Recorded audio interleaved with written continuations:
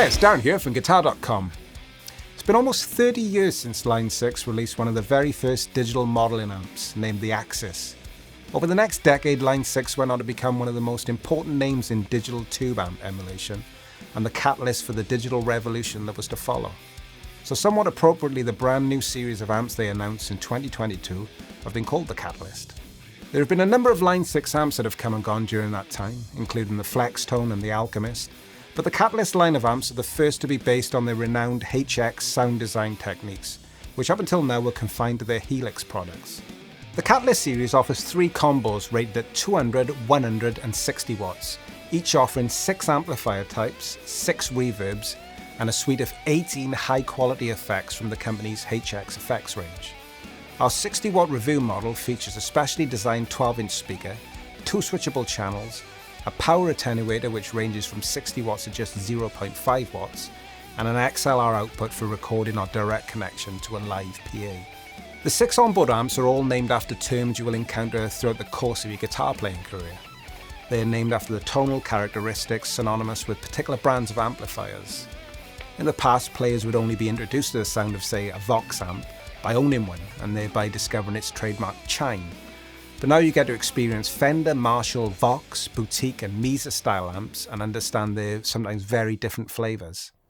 Inspiration can strike when you least expect it, and the ability to quickly audition sounds to help nail the sound you hear in your head can mean the difference between forgetting that idea or getting it down quickly and developing it. When coming up with the idea for the track we're about to run through, at first the clean sound didn't sound how I'd imagined it. It needed a little bit more high end to my ears, so I changed from the clean to chime, which added a touch more treble.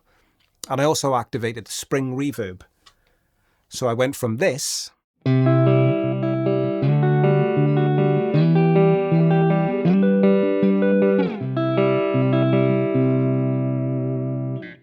to this.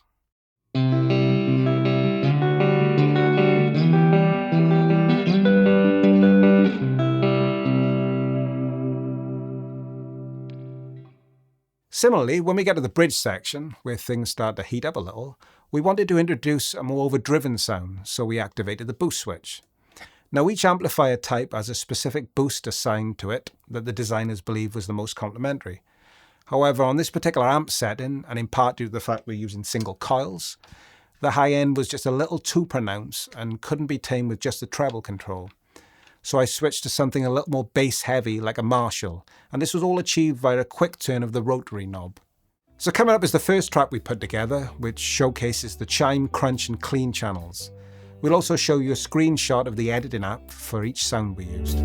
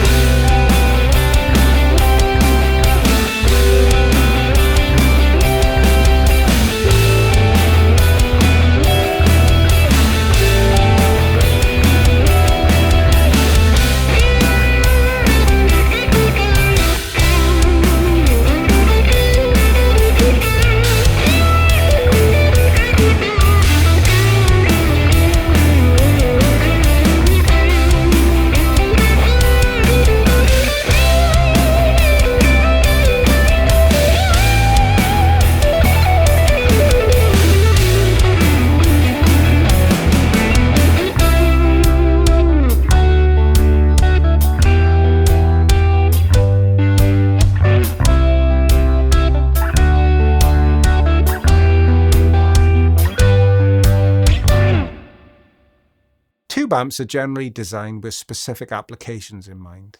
There are a number of do-it-all tube amps, and whilst they can cover a wide variety of tones, depending on their architecture and power section, in reality they can't really provide the chime of a Vox amp and then with a quick channel change transport you into full-on gent territory.